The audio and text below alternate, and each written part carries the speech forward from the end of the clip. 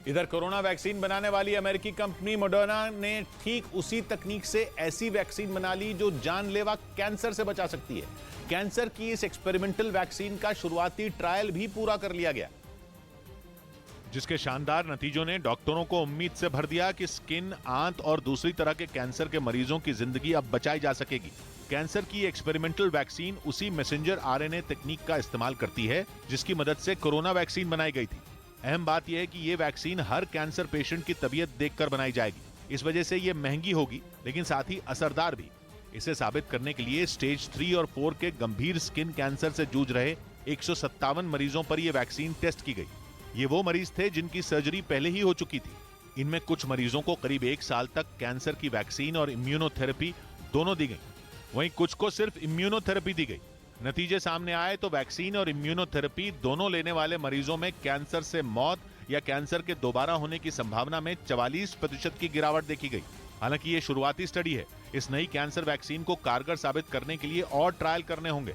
इस बीच ब्रिटेन के सीडीएस यानी chief of defence staff Tony Radakin ने आशंका जताई कि क्लाइमेट चेंज की वजह से चीन को अटलांटिक महासागर में घुसने में आसानी हो सकती है, क्योंकि उसके रास्ते का रोड़ा बनने वाली बर्फ पिघल जाएगी और चीन की नेवी समंदर के इस हिस्से में भी घुस जाएगी। क्योंकि जलवायु परिवर्तन की वजह से नॉर्थ पोल में बर्फ पिघल रही है, जो चीन को अटलांटिक महासागर में घुसने का रास्ता देगी। ब्रिटेन के सीडीएस टोनी रैडकिन का यह डर इसलिए है क्योंकि चीन समंदर के अलग अलग हिस्सों में घुसने की कोशिश में है, और अगर उसने अटलांटिक महासागर में एंट्री ले ली तो अमेरिका और ब्रिटेन जैसे देशों के लिए मुश्किल हो जाएगी। एक कार्यक्रम के दौरान ब्रिटेन के सीडीएस ने खुलकर कहा कि बर्फ पिघलने से एशिया से यूरोप का रास्ता आधे वक्त में पूरा हो जाएगा और चीन की सेना इसका फायदा उठाकर अटलांटिक महासागर में घुसने का मौका नहीं छोड़ेगी, क्योंकि भारत की वजह से इंडो पैसिफिक रीजन में उसकी दाल नहीं गल रही। इसलिए अब वो समंदर के दूसरे हिस्सों में घुसपैठ की कोशिश करेगा, जिसमें क्लाइमेट चेंज उसकी मदद कर सकता है, क्योंकि अटलांटिक महासागर के एक बड़े हिस्से में जमी बर्फ चीन को उसमें घुसने से रोकती है। लेकिन क्लाइमेट चेंज की वजह से नॉर्थ पोल पर बिछी बर्फ की मोटी चादर पतली होने लगी, जिसकी वजह से चीन की नेवी को एक नया रास्ता मिलने की उम्मीद है। और अगर ऐसा हो गया तो सबसे ज्यादा परेशानी अमेरिका और ब्रिटेन जैसे देशों को होगी, क्योंकि अक्षर एस के शेप में फैले अटलांटिक महासागर की सीमाएं पूर्व में यूरोप और अफ्रीकी देशों और पश्चिम में अमेरिका से लगती हैं। इसके अलावा उत्तर में ये आर्कटिक महासागर और दक्षिण पूर्व में हिंद महासागर से जुड़ता है, जबकि दक्षिण पश्चिम में इसकी सीमा प्रशांत महासागर से लगती है।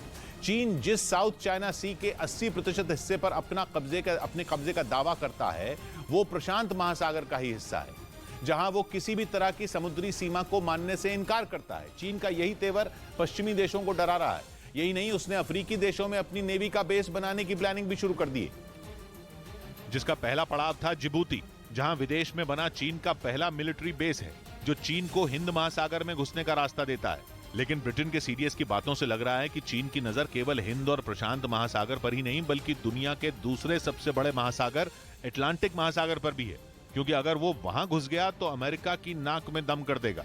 खबर है कि अटलांटिक महासागर में एंट्री के लिए उसने अफ्रीकी देश गिनी से बातचीत भी शुरू कर दी है और वहां मिलिट्री बेस बनाने की तैयारी में जुट गया है, क्योंकि गिनी का पश्चिमी हिस्सा अटलांटिक महासागर से लगता है।